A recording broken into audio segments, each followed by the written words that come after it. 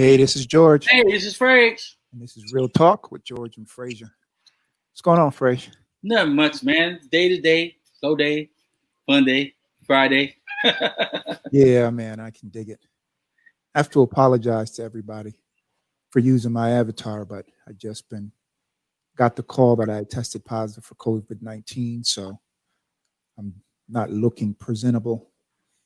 So That's understandable. You just know. So when people understand that, you know the weather at the moment. absolutely. So we're gonna have Dr. Bev back on our show, a part 2. Interested in talking to him about more of the services that he provides.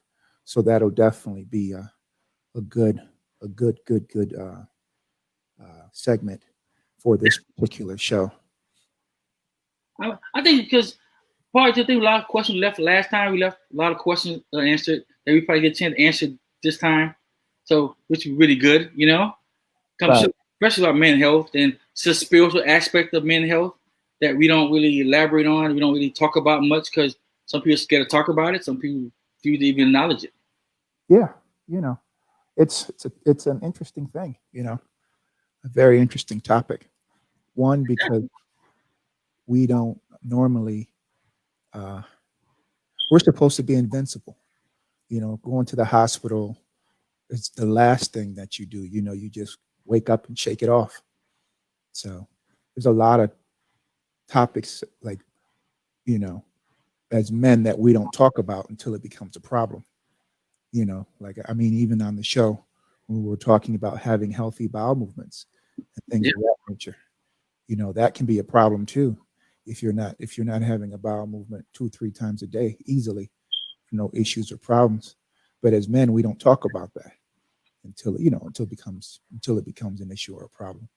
Well, remember, we were taught not to go to the doctor. We were taught not to show fear. We were taught not to show a lot of things, especially emotion. If you're in pain, we don't nobody know about it. If we're feeling something, we're not gonna tell you.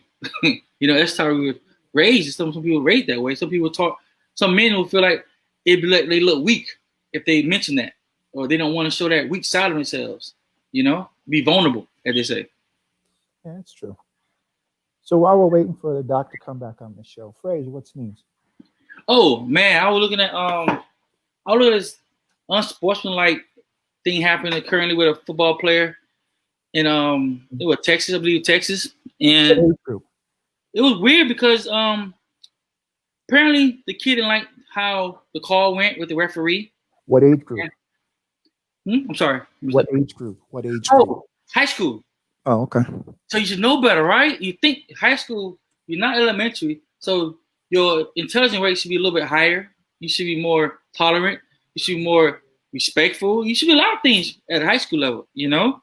Motion should be not as stressed, especially you play football, like he played for all his life, because he is a top recruit. He's not like some little scrub that they're not looking at. This guy is a top recruit. He's All-American. So what happened? But apparently he disliked the call. It was unsportsmanlike, and also it was a roughing the passer. And what people feel understand is when you're a defensive lineman, and certain things you should be taught to stop. Momentum is different versus you know he's throwing the ball, you know it's gone, but you still want to hit him because you want a cheap shot, or you want to show a fear of make him fear you next time if you get back there, you know. Right. But at the same time, the coaches should teach the rules also.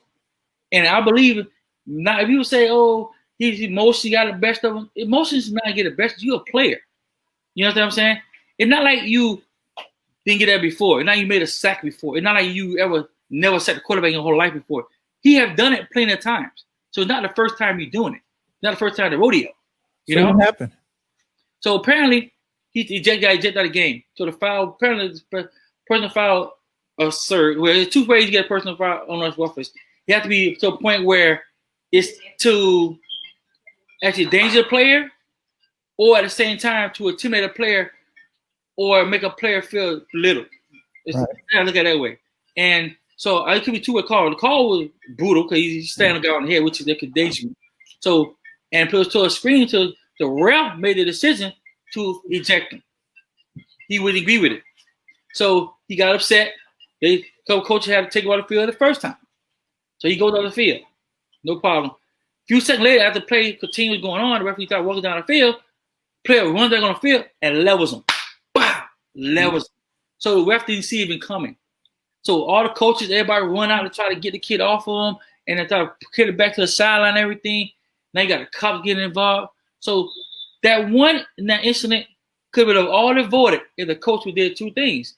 Control his player by consoling the player, by getting the player to a certain point, walk the player to the locker room like he's supposed to. And how opposed to the player to get ejected, one of the coaching staff supposed to walk the player off the field. You see what I'm saying? So nobody did that? They expected him to walk off the field by himself? Exactly. No coaches walk on the field. And some part of what some coach try to do is they let the loner eject again, let the player still on the sideline. They won't take him off the field. But the rules of this game states if you be ejected from the game, you'll be moved from the field of play. That also means the sideline. You know? Right. So they didn't move him from the sideline. Apparently left him on the side, I guess, from the cool down. Because some players get a chance to cool down, whatever, cool down period. But it didn't work that way. He's still hot. He's still emotional. Absolutely. So what's the legal ramification? Is the ref going to sue the player in the school? That's the thing. They really clear about it. But most likely, how the rules state the rules are, if you touch a referee, that is a felony. So his emotion could have literally cost him his career. Yeah, it sounds like it. So, I mean, don't get wrong. Now, there's going to be a lot of players, a lot of coaches, a lot of parents going to probably plead to the referee not to play charges because he's a kid, he's young, he didn't know any better. But is he us or is he a counterpart? Exactly. But Muma, they ain't the one that felt that hit. They ain't the one that felt that, you know? Well, is it a white kid or a black kid? Actually, it was a Spanish kid. Actually, it was a Spanish kid. Okay. So and the referee was white. Color. So it wasn't that they can't play racist call in this picture. It was just his emotion got to the best of him. He didn't. I mean, as a coach, you learn two things. You learn your players, learn to screen their weaknesses. If your player is highly emotional, like he apparently was, because a lot of good players are highly emotional, you know. So they should assume, look, he may not be done with this. Let's take him on the field and calm down. At least take him out of the locker room and talk to him a little bit. Calm him down. Then walk him back to the field, you know? Right. The uniform on. That'd be a safe way to do it. And also secure he don't mess his career up. Because by them not doing their job, the revocation that is, the effect of that is, he may not be able to play football again. That's absolutely correct. So, I mean, that one incident. All right. Well, listen, fans. Dr. Bay is here with us on the show. Hello, sir. Hey, how you doing, brother? Peace. Sorry about the delay there. I had to situate myself. Kind of got a different setup today. But peace. How are you guys? Are you? Yeah. Doing good, man. Thanks for being on the show. Yeah, can you hear me okay? Yeah. I'm sorry? Hey, y'all can hear me okay? Oh, perfect. You're good, man. Right, I like the background. Because it's streaming through. I'm doing it this time through my phone instead of my laptop, which has a better camera. But yeah, so I just can't tell because it's like streaming through a browser instead of an app. So I'm just like. Oh, okay. Sure. Yeah, actually pretty good. Believe it or not, actually pretty good. It sounded pretty good though. The picture perfect. Yeah. So back on the show. Talk about in the current state of the world. Well, we wanted to have you back on the show to discuss more of your services that you provide and moving towards, flu season and everything else like that. I mean, I just got a positive diagnosis for COVID today. So wow. So that's what I'm dealing with. That's why you don't see my face, just my avatar. Oh, no, okay. Gotta do your thing. But we want to discuss more about some of the services. Yeah, give me just a second. I'm with you. Sure. Wow, man. All right, cool. Yeah. So as far as so peace to all who did see me last time, my name is Psusennes N Bev, Dr. Yoga Therapy, Spiritual Medicine Man. Primarily what I do is, man, I'm actually even taking a course on this right now, trying to sum all this up, because I'm, you like go over the years and you gain all these different skill sets. A lot of times, a lot of them are cross-lateral, bilateral. They can work in either direction. But primarily I help people with chronic ailments, the aging process, meaning joint work and poor circulation and all the different things that come after as effect of like so many years of like having bad circulation, like, chronic lower back pain or fatigue or fibromyalgia or something like that, which is also a chronic ailment also. But overall helping people get into their center base of vitality, because we all have this center of vitality that's in every human body. Otherwise, we wouldn't be alive. You know what I mean? And it's more about tapping into that and expanding it where it like maybe has shrunk over the years as we've grown older. So, and I use a philosophy of yoga, but I also use a philosophy of osteopathic medicine, acupuncture, / traditional Chinese medicine, Ayurvedic medicine, and a myriad of different things. It's not necessarily. I've noticed when it comes to the human body, it's not one size fits all, because your size, your body weight, your genetic predisposition, different things are going to work differently with different people. Also, of course, just something like allergies. But allergies are, I think, even in the West, are completely misperceived, in that people don't think that you can get rid of an allergy, or they don't think that the allergy had a source, like into how it developed. So in terms of allergies, if you have, let's say, I used to have an allergy to pollen, so much to the point that I used to break out in hives whenever I get exposed to it. Or just allergy, gluten allergy, all these different types of things are usually not exactly what we perceive them to be, right? Okay. Sometimes it's really an allergy is the side effect of a weakened immune system, right?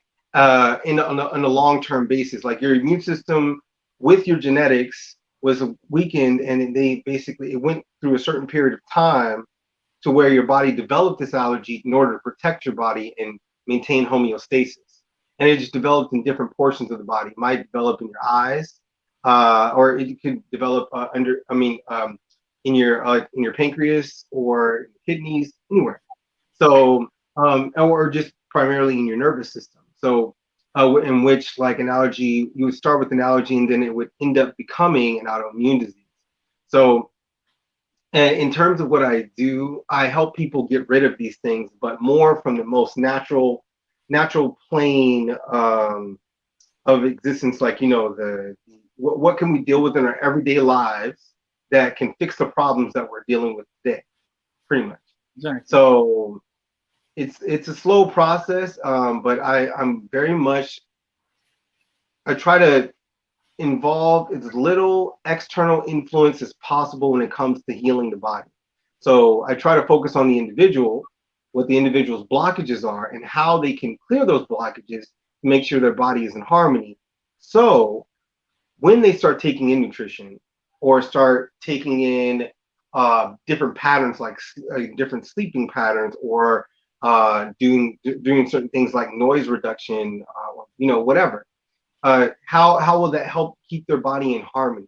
Because the way that Chinese medicine and also Eastern medicine as a whole, including Ayurveda and so on, they think about, there's a disharmony in the body, how can we fix it?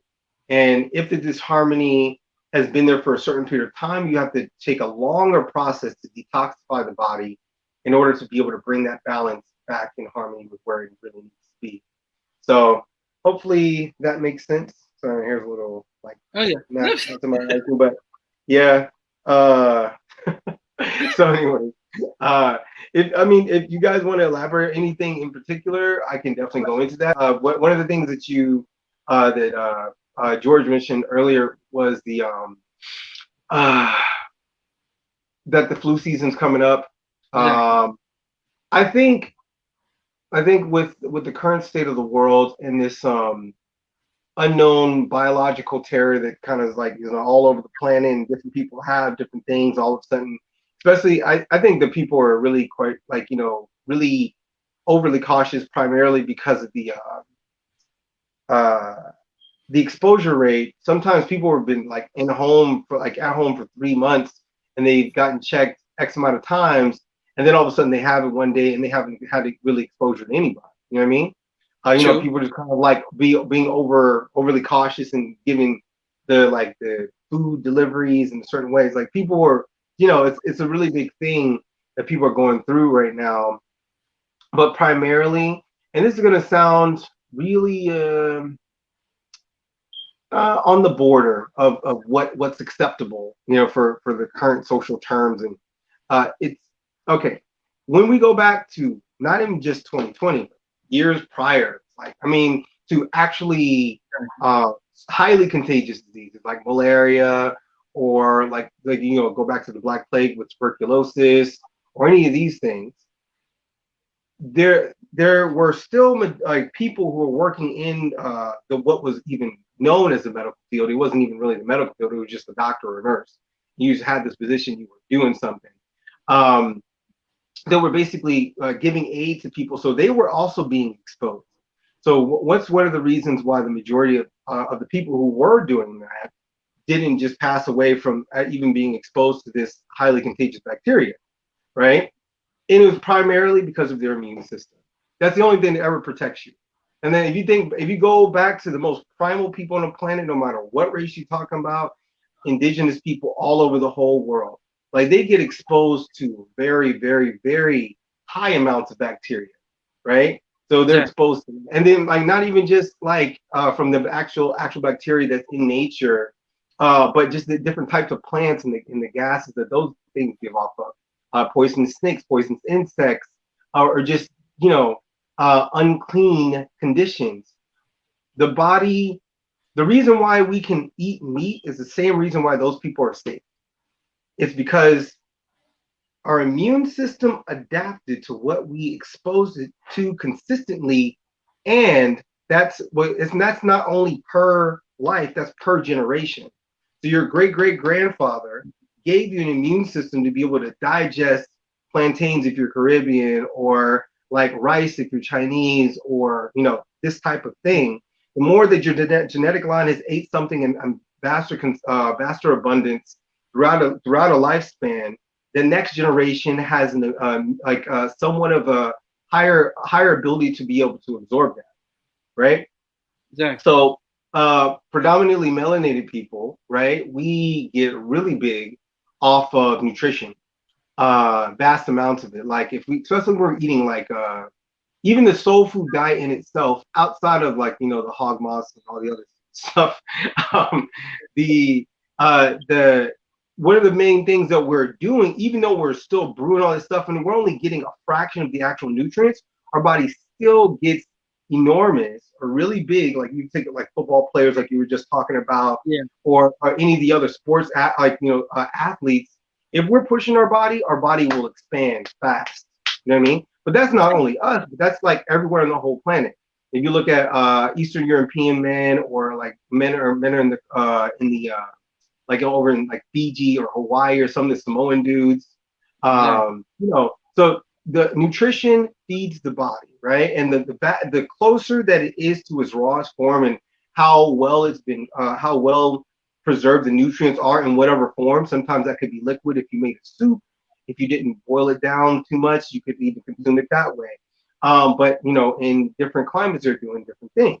So so kind of bringing this back around to the immune system and flu season, or just the current state of events. I'm pretty sure George already knows what to do, because he's kind of got this condition. All right, I'm just going to hammer this down. I'm just going to kind of take the precautions that I need in order to be able to, of course, keep people safe, but then also beyond that, to be able to do something more positive for my body, to be able to fight this off for itself. And then this is kind of where the problem is. We've become too reliant on not only Western medicine, but the media, for our everyday health. You know what I mean? Because because I'm not a biased person, but I'm just a man of science. That's the reason why I say spiritual medicine man. So I'm more of a spiritual scientist at heart. For me, it's like everything in reality has its own property, right? And every property has its own energy. So you can like test this on a radio frequency scale. Dirt in China will have a different frequency than dirt in America, right? It's like everything gives off a certain type of vibration. So even beyond that vibration, and we're just going back to words and the way that we feel and the intentions, the way that someone can distribute a message will allow you to be able to feel a certain way. So one of the things that sometimes makes us sick is fear, or it is anxiety or depression, or any of these kind of myriad of different swirling unresolved emotions. And then thus as a result, it weakens our immune system, even if we are eating healthy, right? So, or I mean, most of all, stress and anger. You know what I mean? Like if you're in a certain type of like relationship dynamic, it doesn't have to be like someone that you're seeing like intimately. It can be family members, it could be roommate, it could be job, it could be like even just the work environment. It could be you have a really good job, but then like the environment that you work around is just kind of seedy, or it makes you get like so what, or like sometimes all the physical harmony with all the people that you're actually touching and having direct eye contact can all be in harmony, but it could be the traffic drive home. I know some people, the traffic just even stresses them out. And what it really comes back down to is controlling the mind. Control the mind, you can control the rest of the body. So no matter what you're doing, anywhere on the planet, you can find harmony, right? To be able to find some resolve within what you're doing at that moment.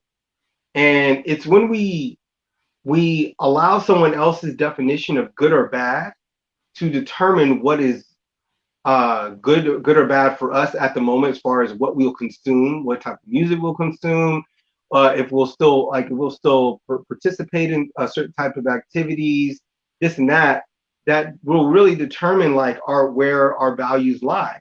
And if you resituate someone's values, then the people that they interact with on an everyday basis are going to be experiencing that, because all of a sudden, so like with the rearranging of values, then the next time that some people come into contact with the family member, it's COVID and we're supposed to be wearing masks, we're supposed to be hanging out together, I haven't seen you in 6 months, are you okay? But man, I don't even know if I want to hug you, like all these different things. But maybe normally the person would just give them a big hug and they would mess around and like shake each other's hair or something like that. So exactly. Yeah, so it's like an interconnected web, right? We can't look at health on one plane of existence. It's very much a spiritual battle, health is. And the more spiritually inclined you are, the easier that the aspect or the concept of a placebo effect, in which they talk about in Western medicine, is actually even possible. I used to work at a hospital, of course. I mentioned the last time we worked there for 4 years, and then one of the things that I remember, I think maybe 2 or 3 years in, I had heard somewhere, and then I kind of revalidated in the work environment, was when people are coming, when family members are coming to visit their family in hospital, people are actually able to feel better and accept the treatments better, just like literally just because of being there, right? But when there's a lack of that, then it basically plays a trick on the mind, and whatever thoughts are floating around in there, if you're not having exposure from people that you love, all of a sudden your health starts to shift. You get a bacterial infection here or this or that. Your body's always fighting for you, but it's only fighting at the willingness of you to be able to overcome a condition. One of the main things that I would say, I mean, not only just because I view the body as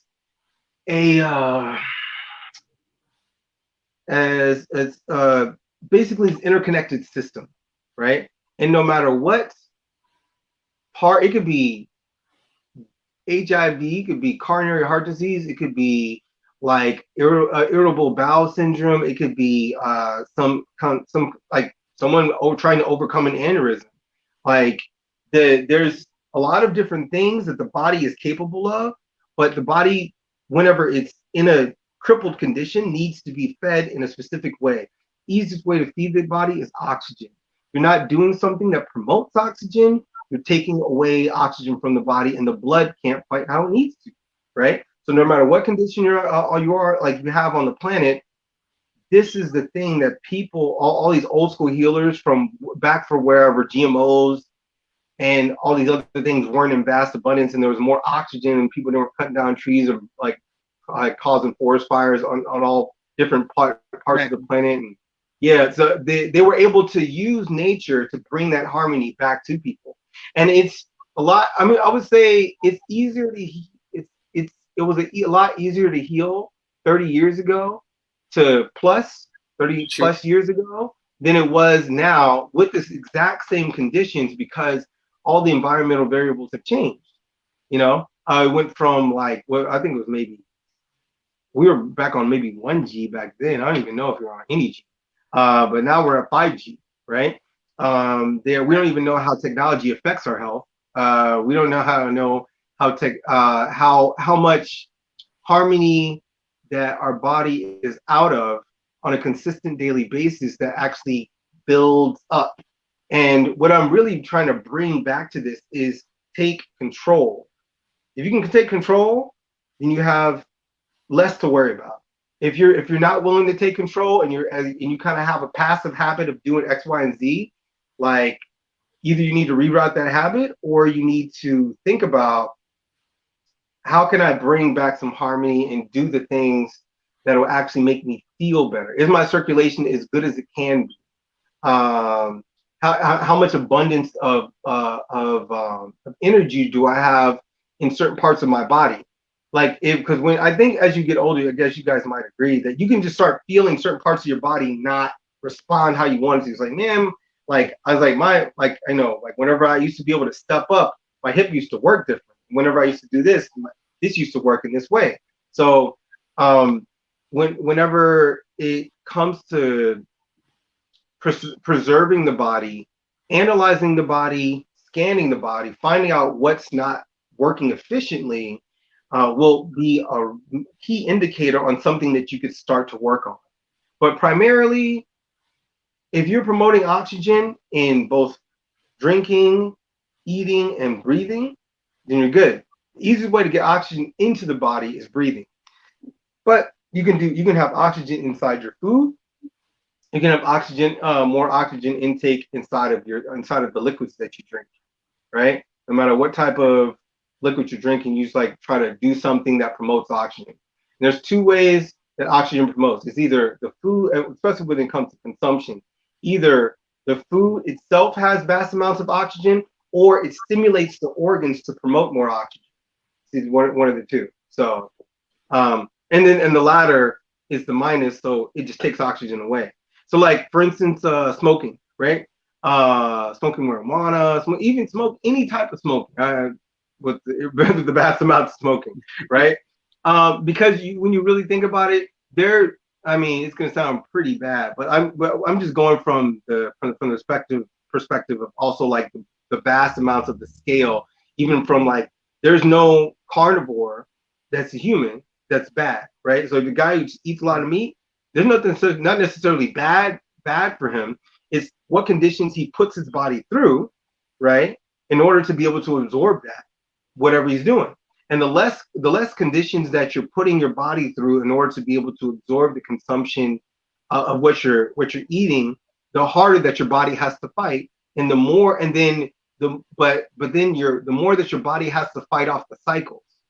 So sometimes like you get people who won't, who like they say, oh, when was the last time you had a bowel movement? Oh yeah, maybe 3 days ago. I was like, what?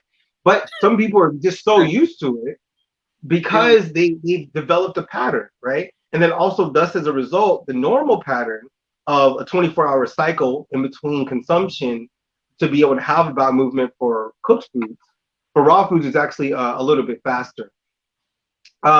It works out a little bit differently, you know what I mean?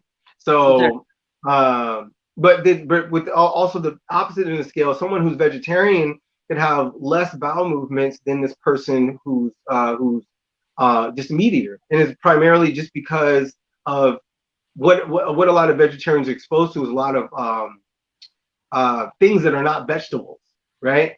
Or things that are or vegetables in like really saturated form. So by the time they're actually consuming, it has a whole bunch of sugar and oil all over it, right? And which isn't a problem as long as you eat it in moderation. So like, but well, a lot of vegetarians and vegans become starchitarians, right? So when people ask me what I am, I'm like, I'd say I'm closer to a raw foodist, just because I get the most energy from training and from in results of training and just everyday clarity with my thoughts and how fast my body recovers, literally through eating more raw foods than the latter, right? And then of course, granted, like I cook a lot and do a lot of different things, but what I primarily rely on as far as like actual nutrients is raw food. So in relation to this, the carnivore having more bowel movements into the person who's a vegan is going to be all based on consumption. And sadly to say, meat eating diets have actually more moisture than vegetarian eating diets because they'll eat a lot of starch, couscous, quinoa, potatoes, bread, you know what I mean? And it's okay, but you got to realize all that stuff takes up oxygen inside the body, makes it harder to have a bowel movement. It might be good for your body, but if you're not doing anything athletically, or I mean athletically, you can just be going to the gym at least like, once every 2 or 3 days and getting your body to feel it, but your body still wants to do something with that. We're not meant for these sedentary lifestyles that we're doing now. So anyway, I'll let you guys talk. I'm just kind of like going on a tangent, but no, like, yeah. But the last thing that I was going to talk about was consumption was smoking weed or smoking anything else, right? It's going to sound bad, but it's only because you got to get rid of the stereotypes about what good and bad is, and how like things like opium and other things have been used in vast parts of the world forever, right? What you're putting in your body and the way that you put it in, right, will determine on how your body can kick back from it. If there's food's not meant to be going up the nose, right? Only oxygen is, or maybe something like water, moisture, right? But if it's not that, your nose is going to act differently, or the other parts of the body that in other ways you could ingest it, right? So through smoking dehydrates not only the bronchial tubes inside the chest, but then also just the lungs in general. Also like around the trachea and all the way up the rest of the throat. Just because you do it doesn't mean it's bad, but you have to double hydrate for the way that you consumed whatever that you smoked. If you smoked once in the day, you should try to hydrate. But if you smoke twice, you should try to hydrate 4 times. You know what I mean? 4 times or whatever the amount is. Now I'm kind of being like a little dramatic, but it's like, but just for you to get the point, you know what I mean? As far as anybody would actually listen to that. And so THC and CBD actually have, everything on the planet has a nutritional value, right? Or not even say nutritional value, but like a certain type of nutrients or property, like vitamin A, vitamin C, vitamin E, like riboflavin, blah blah blah blah, right? Exactly. So how many of these can the body absorb is the question. And then if you did put something into your body, have you done the background work or the internal work for your body to be like, oh, okay, I got that. All right, thanks. Okay, this helps me out a lot. All right, I can actually use this. Or, oh, I wasn't able to absorb so much of that, so I'm gonna at least be able to get rid of this and then not let it stick to your kidneys or your pancreas or your liver or something like that. Exactly. It's like all things. But yeah, keep going. Sorry. No. Let me ask a question. Say a person who not really a smoker, who just around a smoker, secondhand smoker. how does that affect that person who don't know you're actually smoking, don't know it affecting his lungs, but over a myriad of time, it affects you? Uh-huh. Okay, so let me ask you another question in relation to that. What's the difference between secondhand smoke and smog? But mine's definitely secondhand smoke. If you're a person around you smoke, blows smoke in your face, or you retain or inhale a certain smoke closer to someone who actually smoking. The smog No, not smoking. So secondhand smoke and smog, like pollution. Oh yeah, well, yeah. So that's what I'm saying. Like, exactly, your lifestyle should be dictated by where you live and how your lifestyle is. I mean, your movement lifestyle, right? Your spiritual, physical, mind, body connection should be dictated by where you are on the planet and what type of lifestyle you live in that location, right? So it's like in New York, we walk miles and miles in a day just by accident. Like we just go, oh, you can go over there, like, and we just kind of, and then our body gets used to the pattern, right? And just like people in other countries who get used to, like, maybe they're not used to moving their legs so much, but they're used to using their arms and their shoulders all the time, right?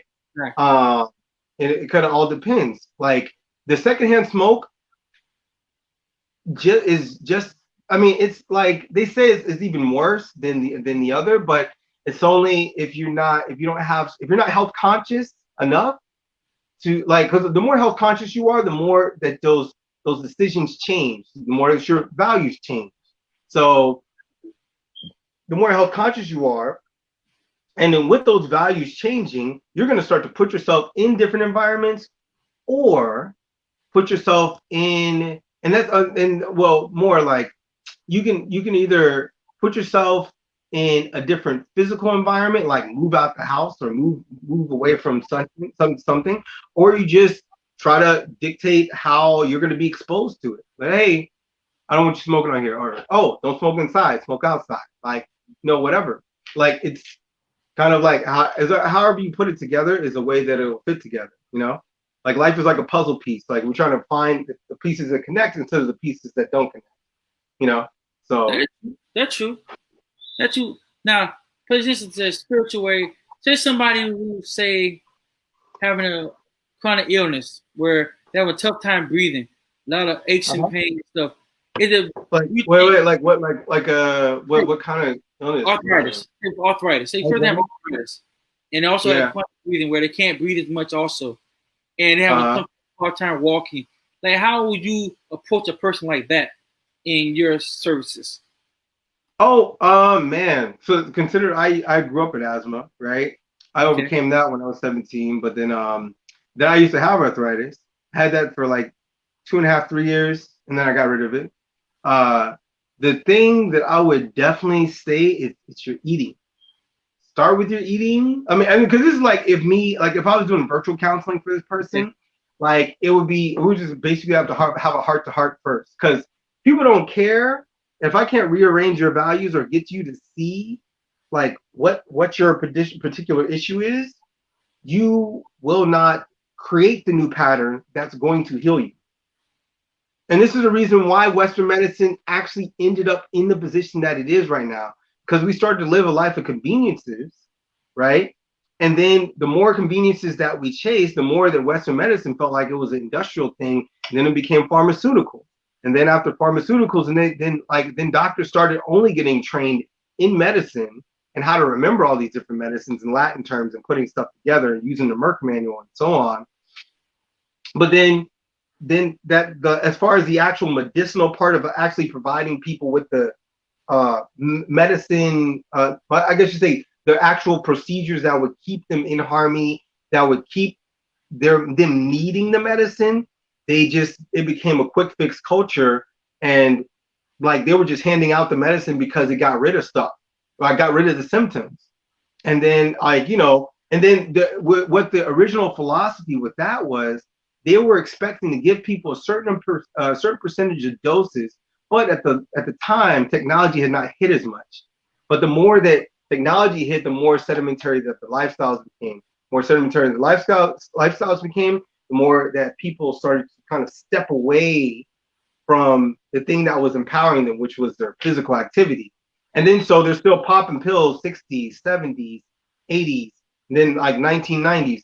And then all of a sudden you start to see that these chronic conditions start to come up that didn't exist in the 70s. But then it started to come up in the 80s, but then started becoming prominent in the 90s. And then it started getting progressively worse every 10 years, you know? Exactly. So for this type of person, right, what they would really need is, first they would have to have a heart-to-heart, right? And then the next thing I would know, I'll be telling them is to start taking baths, because baths decompress your muscles. One of the reasons why people have poor circulation, one of the reasons I have poor circulation, like, and I was only 26 when I got arthritis. Like, actually, it was about 26. The only reason that I got it was because I had such a bad eating lifestyle, and then so I was active the whole time, and I had built up a cluster of bad circulation with powerful muscle, right?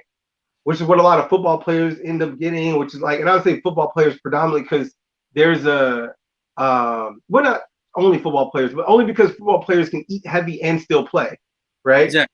Whereas and they don't really need as much energy because they just need power, like for that little short spurt of time, right? And then the stamina builds up over time after playing it for so long, right? So the heart keeps up and the heart enlarges in order, like just like a muscle, in order to be able to keep up with the capacity of what's happening, and also the size of the person. But not just something football. But I'm just saying that like there's a harmony that can be found in the body with better circulation, right? You have to clear up the arteries and veins, right? So that you can make the heart work better, right? Especially your left and right ventricles on your heart, right? But after your blood circulation improves, right, then you can start to work towards, are the muscles restricting the veins, right?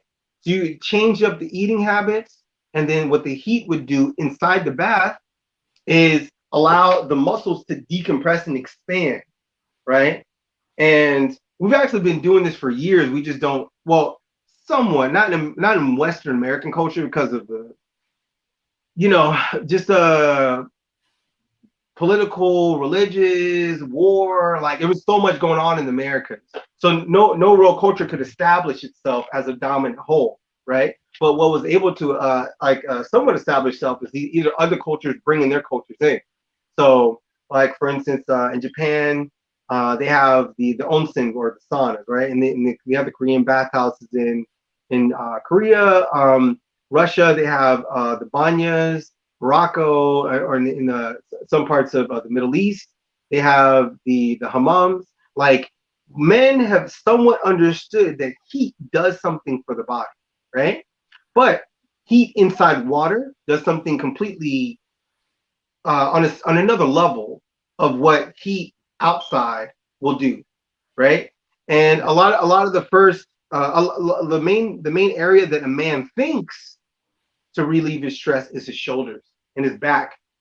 But it's only because we function from the top half, but it's actually the stomach and the heart and the hips, which are the power parts of where a man gains his weakness. Everywhere else, we're actually okay for the most part. I would say this is like the majority of men that I see around. So our stomach, our heart, and our hips, weakest areas of a man in most cases, right? I would say in the human body in general, but more because but women have stronger internal systems than men do. That's why they live longer, right? Because they find balance faster, right? I mean, but then also like men and women were never meant to not live in harmony. So like the more harmonious that we're able to coexist with the opposite sex, the easier that it becomes to be able to like kind of like hold ourselves in place with like I guess you say virtuous lifestyle, a lifestyle where it's like a give and take, and it's the energy of what life is meant to be is actually able to replicate itself consistently, Exactly. So yeah, and this is kind of I kind of talk about this on a broader scale more because if the person is like comes down with the with a crippling condition to where they have barely any movement. This can even be an older person. I helped rehabilitate an 89-year-old before. Got him to walk again. He was barely walking. He had just had 2 strokes. But point is, with that, like the thing that's missing is our ability to care fully about how we're feeling. And we put financial prowess or sustainability over how we feel, especially as men. And by the time that we're broken down and we're in chronic pain, then we care about it. But then it's already years of undamage that you have to undo. And as long as you're willing to do that, you can actually gain it. And actually, a man physically can gain progress faster than a woman can. Because the body needs to move. And when you stop moving, then you stop the body from trying to do what it wants to do, which is like get the activity out. This is one of the reasons why dogs and cats get so kind of rampant inside. They need, like, dogs, but as long as they have a backyard, they're okay, right? Mm-hmm. And then cats, like, somewhat. I mean, I would say of all animals, cats are probably need the most actual physical care, and then they become like kind of like scratchy or curious or all this other stuff because that is their nature to actually climb trees and they have to go after stuff. They're both carnivores, right? So harmony with self to try to mirror the habits of nature and watching in everyday things will lead back to health. So even it doesn't matter if it's the person with a lung condition or a person with arthritis or a person with something else, if you're not going to be in harmony with nature, and the reason I'm saying harmony with nature, like, how do I feel? Oh, I have a headache. Oh, I feel dehydrated. My tongue's dry. My feet are dry. My hands are dry. Like, my shoulders are tight. Like, you have to start to correct these things. And when you go away from it, it'll be harder for you to be able to fix it. And whenever it's a condition like a chronic ailment, you have to work longer in order to be able to get rid of it. But if you work longer and harder and you put it in your schedule and you do it on an everyday basis, you can heal within like 3 to 4 months. But if you kind of do it the way the Western medicine, take some more medication, you're gonna take your painkillers, and you're gonna go for physical therapy on Saturdays and Sundays, and like maybe in 2 years you'll be better, because there's so many things that need to change no matter what the ailment is, whether it's like someone with the upper respiratory infection or someone with the flu or someone with arthritis or anything can be harmful to the body if you give it a lack of what it needs, like in a vast abundance. Like I would say, if we are on a level of sustainable mentality, this country, or just say the West, don't just say America, like the West in general, English speaking countries, like I say Australia, Britain, and America, right? If they cared enough about preaching about the immune system instead of about capitalism, you know what I mean? And it's not that like capitalism, that's what allows things to exist. Instagram wouldn't exist without capitalism, you know what I mean?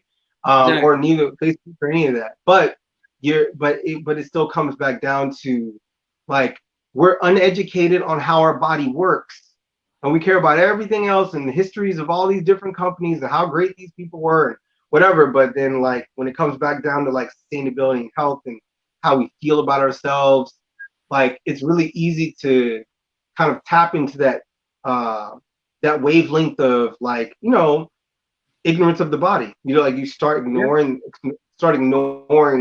what's naturally happening in the body and try to see about what's the next thing that you can make a benefit with. But the real benefit is like health as well. The better you feel, like, the better that you're going to be able to enjoy all those things that you want to work hard for. It's not we can't work smart. It's not that we can't work smart and hard. We just have to work smarter first, because sometimes you don't have the ability to be able to catch up. You can, like, get ahead of you. you know? Yeah. So, So let me ask you, hopefully some of this banter made sense. Exactly. But let me ask you a question though. To know that how that COVID-19 affecting a lot of people health-wise, and some of the symptoms that also relates to COVID, you also spoke about with the chronic illnesses, the hard to breathe, over that. Will some of the spiritual medicine help in a way where it can actually heal naturally? No. It may take time. It would take time, or would it something like you say take a long term to actually overcome, rebuild your body up to recover? The reason why I don't stick to one craft is because I see a crutch in every culture, right?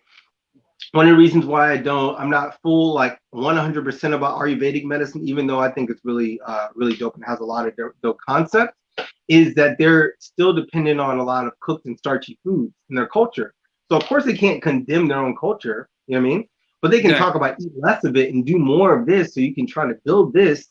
But it has a lot of acidity, right? And but their 5 elements are the 5 tastes. So they're talking about different foods that do different things to you. And it's not, and for them they look at long-term sustainability. Because if you notice, there's not really any swole Indian people, right? Or really like in shape Indian. Not that they don't get big or they don't get there's no strong people, but like muscle definition has to do with blood circulation. And then like how much the muscles have been crafted or worked in a particular manner. Just like when you see an older mechanic's hands or his forearms, and you just get these veins everywhere. I mean, so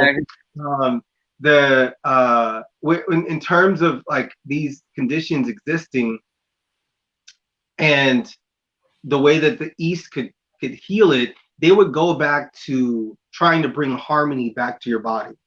But they will look at everything. So, okay, it's not just your lungs. Like, what about your kidneys? Have you looked at your kidneys? That's like you're not feeding enough oxygen back into your body after you digest this stuff. That's what this is, and that's why this can't like. So they'll kind of look at the harmony and try to make sure that it's cohesive. The way that I would address somebody is I start working with muscles. I start working with the blood circulation. I start working with hydration and oxygen. Because those are the things that heal the fastest, and they're the most important walls that will erect themselves as a result. Like when you really think that you got something going good, is I start going to the gym and just like, yo, but then I got this Charlie horse. It's like, do you change your eating habits? You still eat a lot of bread. You need to eat a lot of rice. Like, I mean, it's not that bread and rice are bad, but you just need you always need a metabolism to complement your eating lifestyle, and your metabolism complementing your eating lifestyle and having a good consistent amount of circulation will determine on how fast your body can turn something in to another type of energy, as opposed to as opposed to that food that's getting converted, it starts to stick inside your arteries and veins, and you get like different things like calcium buildup if you're eating a lot of meat, or like the oil buildup or any of the other stuff, and then it starts to ferment inside the body the less of a time period that you get enough nutrients in the body for it to be able to push the excess toxins out. So yeah, sorry that was a little roundabout, but the main reason why I'm kind of talking in this way is because I feel like that's actually why we in the West are so behind. We don't think about harmony. And as a result of not thinking about harmony, we just try to fix one thing and then think about all the other things are okay. It's like, no, you had a bad hip. It's probably because something else in your body is taking that pressure. And you can rehabilitate the hip, but you got to work towards it and like change your lifestyle. It's not like quick fix. You know what I mean? Exactly. So yeah, that's so for any ailment or any person with any condition, erectile dysfunction, or like they got diagnosed with like stage 4 whatever, stage 4 cancer or something like that. Like you can heal everything. And I've seen tests. I mean, I've seen different charts and dialogues from different metaphysicians, like holistic physicians around the world in different practices were able to heal people. But the main thing that slowed progress down is they didn't change the diet. And the main thing that sped progress up is they changed the digestion patterns and they changed the way that the body was reacting and interacting with the outside world. So by saying that, like, say a person, so would that work? Say a person that had a common cold versus like flu, or versus like something like that. Will also, they say, it relates to each other. Like, I had bronchitis and the flu one time at one point together. One each way. One stopped my circulation where I couldn't breathe. The other stopped where I sold my surface up where I couldn't eat. So I ate a lot of liquids. So I lost a lot of weight and also protein in that short little period of 3 months. And like, how would a person come from there to rebuild themselves from being weak in that big of a state? Well, you got to think about it. Look, the body, like I was saying, you got to go back to nature. Nature has 4 seasons for a reason. Like, there's a season where everything just falls off the trees. Like, the majority of life, I mean, depending on what part of the planet you're at, if you are looking at I was sick, it's only because you look at it as sick instead of cleansing. So if your body stops you from doing something, it's trying to protect you. It's like, stop doing this. Like, you need to give me water so I can fix this. And then while you're at it, if you want to give me anything else, that's what I'm not going to reject. But if you give me something that doesn't make me feel good, I'm going to basically seize up on you and keep you from ingesting it. That the body tries to protect itself. And then so when you're trying to regain weight, right, you have to hold in your head before you even start this, like, what do I want to look like? How do I want my body to be? And then hold that in your head and then work towards it. Because otherwise you're going to think that certain things are what you want, but it's actually characterized as another thing. Or in order to actually build this characteristic that you're thinking about, right, it's actually that you need to have other things in harmony, so that way you can start to push yourself in the way that your body is already designed, right? So let's say over a 10-year period, you start getting weaker knees, right? But you used to play ball, you used to play football, you used to run track, you used to do whatever. You just need to start to go back and rehabilitate your hips and your hamstrings, and having a better range of motion and better flexibility inside those parts of the body, in order to be able to make sure by the time you go back to the major activity, you can do it the way you want to do. You know, there's no such thing as really getting old. You know, it's only getting, I would say, weaker and more malnourished. You know, and the lesser amount of nutrition that you have, the harder amount that you can articulate and determine how you want your body to be. Because some dudes want to be all the way big, like bodybuilder, right?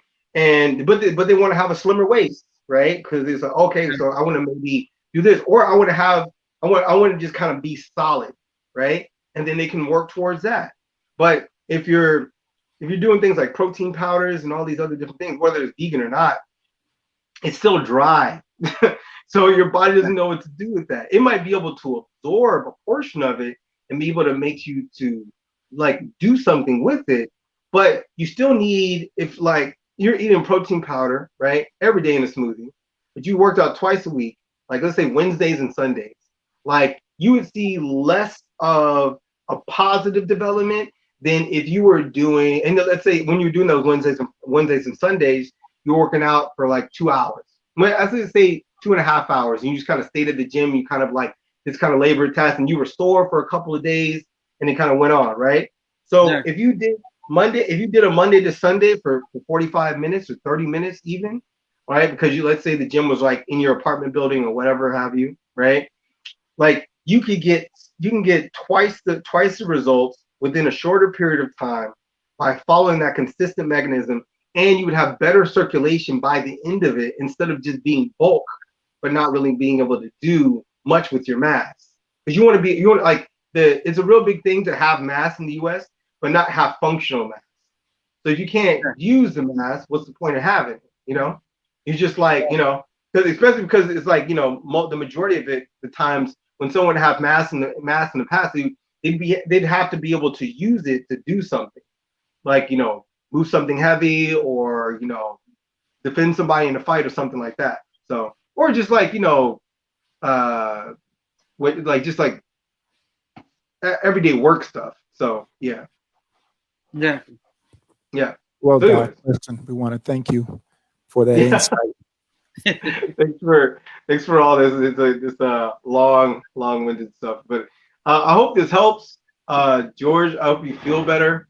Thank you. Yeah, I mean, stay active. I mean, I know you're kind of under quarantine, but like, if you keep your metabolism up, and you kind of just keep yourself sweating a little bit every day and stay well hydrated. I would say trying out some try maybe fasting one day on like juices and like distilled water or something like that, just to kind of cleanse your bloodstream.